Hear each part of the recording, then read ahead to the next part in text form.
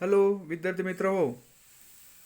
कालच्या व्हिडिओमध्ये आपण लोकसंख्येचा लाभांश अभ्यासलेला आहे.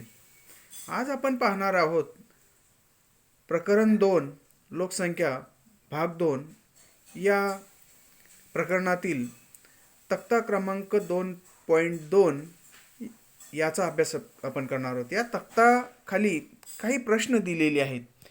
या प्रश्नांची उत्तरं आपण जाणून घेणार आहोत. साधारणपणे 7 प्रश्न या तक्त्याखाली दिलेले आहेत. त्या तक्त्याच्या खालील प्रश्नांची उत्तर आपण या दिलेल्या तक्त्यावरून जाणून घेणार आहोत. हा जो तक्ता दिलेला आहे हा तक्ता विविध देशांनी सेवानिवृत्तीच्या आणि वयाबाबत जी काही धोरणं मांडलेली आहेत त्या धोरणांच्या संदर्भात हा तक्ता दिलेला आहे. आणि मग त्याखाली जी काही प्रश्न दिलेले आहेत या प्रश्नांची उत्तरे आपल्याला त्याहून जाणून घ्यायची आहेत.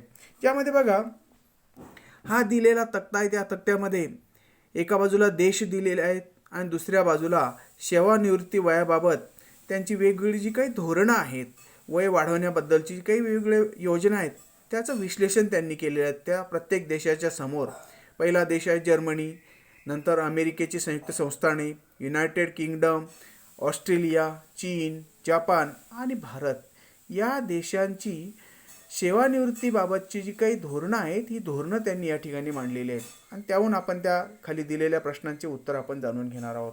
आणि मग बघा पहिला प्रश्न दिलेला आहे, वरील तक्ता काय दर्शवतो. आता या तक्त्यामध्ये आपल्याला या तक्त्याचं जर तुम्ही अवलोकन केलं तर तुम्हाला काय लक्षात येतं, या तक्त्यामध्ये सेवानिवृत्ती योजना वेगवेगळ्या देशांचे जे काही सेवानिवृत्ती योजना आहेत त्यांची वेगवेगळी जी काही धोरणं आहेत ही धोरणं आर्थिक निकषावर लोकसंख्येची जी काही वैशिष्ट्य स्पष्ट करत असताना त्या देशाच्या आर्थिक विकासावर त्याचा काय परिणाम होत असतो हे त्या ठिकाणी दाखवलेलं आहे.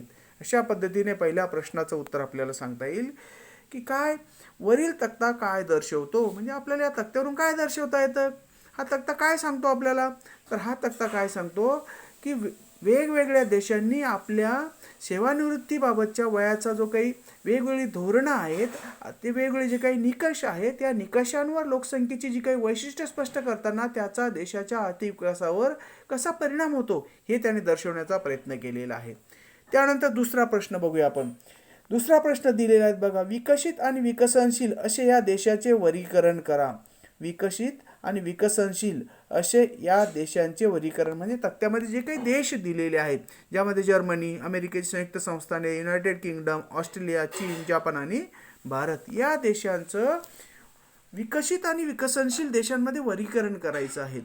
आणि मग आपल्याला असं सांगता येईल की हे वर्गीकरण करत असताना सेवानिवृत्तीबाबतचं जे काही ज्या देशांमध्ये सेवानिवृत्तीचे वय वाढवून दिलेले आहेत त्या देशातील लोकांचं आयुर्मान चांगलं आहे म्हणून ते लोक काम करण्यासाठी सक्षम आहेत, त्यांचे आरोग्य चांगले आहेत म्हणून ते देश विकसित देशांमध्ये गणले जातात. म्हणजे ज्या देशांनी सेवानिवृत्ती वय वाढवण्याचा ठरवलेला आहे त्या देशांच्या लोकांचं आयुर्मान कसं आहे, चांगलं आहे म्हणून ते देश कसे असतील, काम करण्यासाठी सक्षम असतील आणि म्हणून त्यांचं आरोग्य देखील चांगलं असेल म्हणून हे देश कशात येतात, ते देश विकसित देशांमध्ये गणले जातात. उत्तर ते विकसित देश कोणकोणते आहेत मग, जर्मनी, अमेरिकेची संयुक्त संस्थाने, युनायटेड किंगडम, ऑस्ट्रेलिया, चीन आणि जपान हे देश कोणते आहेत, विकसित देश आहेत. ज्या देशांच्या सेवानिवृत्ती वय कमी आहेत म्हणजे ज्या देशांचं सेवानिवृत्ती वय कमी आहेत ते देश विकसनशील देशामध्ये गणले जातात. ज्या देशाचं सेवानिवृत्तीचं वय कमी आहे ते देश कशामध्ये गणले जातात, तर ते विकसनशील देशांमध्ये. आणि म्हणून या तक्त्यामध्ये आपल्याला फक्त एकमेव देश असा दिसतो की ज्या देशाचं सेवानिवृत्तीचं वय काय आहेत, कमी आहेत. फक्त एकच देश त्यामध्ये आपल्याला सांगता येईल तो म्हणजे भारत, आपला भारत. आपल्या भारतामध्ये सेवानिवृत्तीचं वय कसं आहेत, सर्वात कमी आहेत. आणि म्हणून अशा पद्धतीने याचं वर्गीकरण आपल्याला करता येतं विकसित आणि विकसनशील देशांमध्ये. मग विकसित देश कोणकोणते आहेत, तर जर्मनी, अमेरिकेची संयुक्त संस्थाने, युनायटेड किंगडम, ऑस्ट्रेलिया, चीन आणि जपान. आणि मग विकसनशील कोणता, तर एकमेव विकसनशील देश आहे भारत. त्यानंतर तिसरा प्रश्न दिलेला आहे बघा त्या ठिकाणी. तिसरा प्रश्न काय आहेत? या देशामध्ये सेवानिवृत्तीचे वय वाढविण्यामागील कारणे कोणती असू शकतात? म्हणजे बघा, हे जे देश दिलेले आहेत, ज्यामध्ये आपण पाहिलं की विकसित देश आहे, त्या विकसित देशांचं जे काही सेवानिवृत्तीचं वय आहे ते वाढवण्यामागची काय कारणे असू शकतात? तर या देशांनी सेवानिवृत्तीचे वय वाढवले आहे. आपल्याकडे साधारणपणे आपल्याला माहिती आहे की 58 ते 60 वर्षे एवढं वय सेवानिवृत्तीचं वय आहे. परंतु हे जे विकसित देश आहेत, त्या विकसित देशांमध्ये मात्र 67 पर्यंत सेवानिवृत्ती वय वाढवलेलं आहे. काही देशांमध्ये तर त्याहून जास्त वाढवण्याचा त्यांचा नियोजन आहे. पहिली गोष्ट आपल्याला अशी सांगता येईल यावरून की सेवानिवृत्तीचे वय वाढवण्याचे कारण काय आहे? तर तेथील लोकांची कार्यक्षमता ही कशी आहेत? चांगली आहेत. त्यानंतर उतार वयामध्ये देखील त्यांची कार्यक्षमता टिकून राहते. आणि दुसरी गोष्ट अशी सांगता येते की सेवानिवृत्तीनंतरचे जे काही वय वाढण्याचं कारण त्यांचं म्हणजे ते लोक अनुभवी प्रशिक्षित असतात आणि म्हणून त्या ठिकाणी त्यांचं वय वाढवणं त्या देशांना योग्य वाटतं.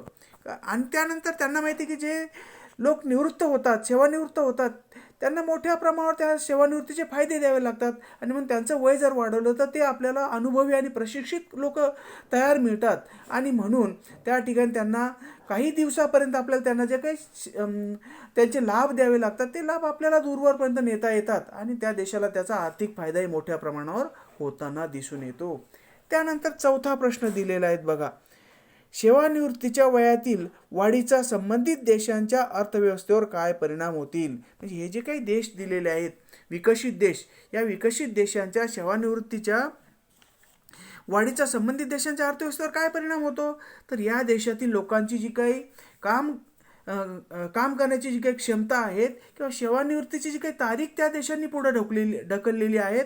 आता एखादी गोष्ट सेवानिवृत्त झाल्यानंतर त्याला अनेक लाभ द्यावे लागतात.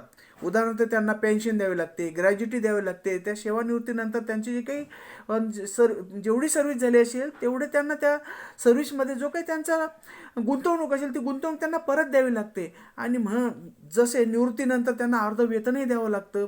वय वाढल्यामुळे काय होतं की या सर्व गोष्टी त्यांना जेवढं वय त्यांचं वाढून दिलं, जेवढं सेवानिवृत्तीचं वय वाढलं तेवढं त्यांना उशिरा द्यावं लागतं आणि तेवढा फायदा त्या देशाला होतो. त्याचबरोबर निवृत्तीनंतर ते जे काही लोक असतात ते निवृत्त झाल्यानंतर त्यांच्या जागी नवीन लोक घ्यावी लागतात. नवीन लोकांनाही पगार द्यावा लागतो आणि निवृत्त झालेल्या लोकांना काही देशांमध्ये अर्धा पगार द्यावा लागतो, ज्याला आपण पेन्शन म्हणतो. आणि म्हणून अशा पद्धतीने त्यांचा बोज त्या देशावर, आर्थिक बोज त्या देशावर होतो. आणि म्हणून असे देश काय करतात की त्या लोकांचं जर का सेवानिवृत्तीचं वय वाढवलं तर त्याचा आर्थिक फायदा त्या देशाला होतो आणि म्हणून असे देश काय करतात, त्या लोकांचं वय वाढवण्याचा प्रयत्न करतात. परिणामी सेवानिवृत्ती वाढवण्याचा ते काय करतात, प्रयत्न करत असतात. त्यानंतर पुढचा प्रश्न आपल्याला सांगता येईल, चीनने तर 2045 पर्यंत सेवानिवृत्तीचं वय वाढवण्याचं का करत असेल? चीन हा देश आहे तो हे बघा, हा प्रश्न दिलेला आहे पाचवा. चीन हा देश 2045 पर्यंत सेवानिवृत्तीचे वय वाढविण्यावर विचार करतायत. चीन हा जो काही देश आहे, हा देश 2045 पर्यंत सेवानिवृत्तीचं वय वाढविण्यावर विचार करत आहेत. कारण चीनचे सेवानिवृत्तीचं वय वाढवण्याचं ठरवलेलं आहे. कारण काय, चीनने लोकसंख्या नियंत्रणासाठी कठोर अशी उपाययोजना केलेली आहेत. चीनने कुटुंब नियोजनासारख्या ज्या काही योजना आहेत कठोरपणे राबवलेल्या आहेत, त्यांची अंमलबजावणी मोठ्या प्रमाणात केलेली आहेत आणि त्याच्यामुळे त्याचा परिणाम असा झाला की त्या देशातला बालवयोगट आहे त्या बालकांची संख्या कमी झाली. पर्यायाने बालकांची संख्या कमी झाल्यामुळे युवकांची संख्या सुद्धा कमी झाली आणि युवकांची संख्या कमी होत चालल्यामुळे भविष्यामध्ये त्या लोकांना त्या देशाला जो काही कार्यशील मजूर लागणार आहेत, हा कार्यशील मजूर कालांतराने कमी पडू शकतो. आणि मग त्यांनी असा विचार केला की कालांतराने जर का अशा प्रकारचा कार्यशील मजूर आपल्याला कमी पडला तर आपल्या अर्थव्यवस्थेवर त्याचा काय होईल, विपरीत परिणाम होऊ शकतो. आणि मग त्यांनी काय केलेलं आहे की अशा पद्धतीने 2045 पर्यंत सेवानिवृत्तीचे वय वाढवण्याचा ते विचार करत आहेत. अशा पद्धतीने चीनने हा विचार केलेला आहे. त्यानंतर 6वा प्रश्न दिलेला आहे बघा, विकसित देशातील ही उदाहरणे विचारात घेतल्यास भारताने सेवानिवृत्तीच्या वयात वाढ करणे आवश्यक आहे का? आणि याबद्दल तुमचे मत व्यक्त करा. भारताने सुद्धा वय वाढवण्याचं ठरवलेलं आहे. आपण पाहतो की भारतामध्ये 2 मतप्रवाह आहेत. एक मतप्रवाह असा आहे की भारताच्या शासनाने काय केलं पाहिजे, सेवानिवृत्तीचं वय वाढवलं पाहिजे, असा एक मतप्रवाह आहे. त्यानंतर दुसरा एक मतप्रवाह असा आहे की भारतातील सरकारने सेवानिवृत्तीचं वय वाढवू नये? आता त्याची वेगवेगळी कारणं आहेत.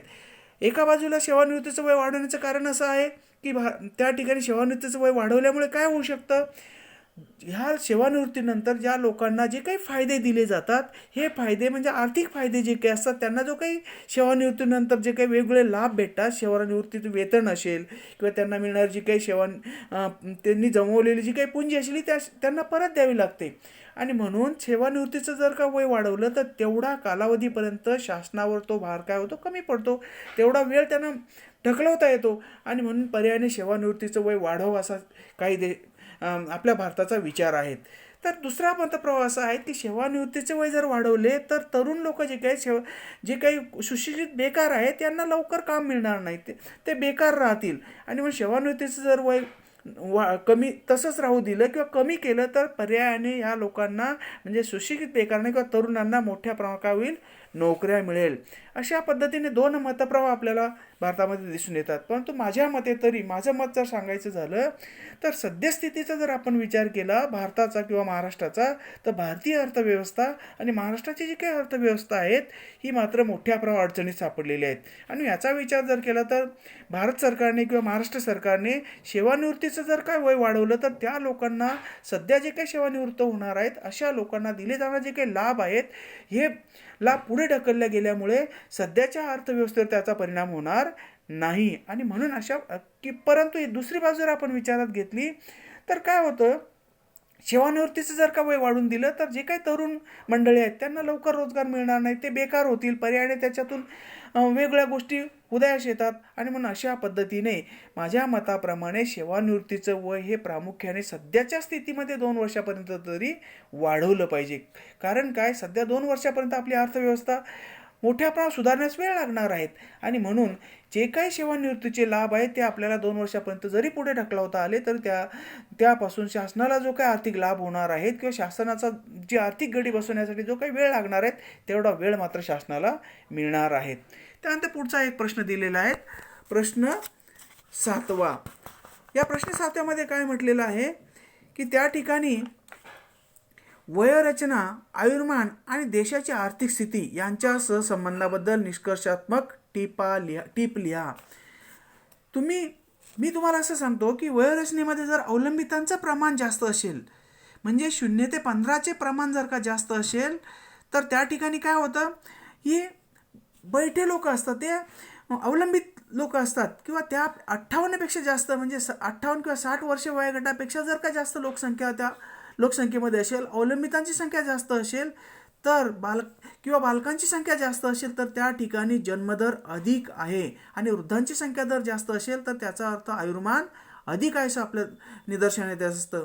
आणि ज्या ठिकाणी आयुर्मान म्हणजे आपल्या भारताच्या देशामध्ये जर का आयुर्मान जास्त असेल तर प्रामुख्याने त्या ठिकाणी वृद्धांची संख्या आपल्याला काय होते, जास्त आढळून येते. आणि वृद्धांची संख्या जास्त आढळल्यामुळे त्यांचा जो काही वैद्यकीय खर्च आहेत किंवा वृद्धापणामध्ये वेगवेगळ्या प्रकारच्या आजारी पडण्याचं प्रमाण त्यांचं जास्त असतं.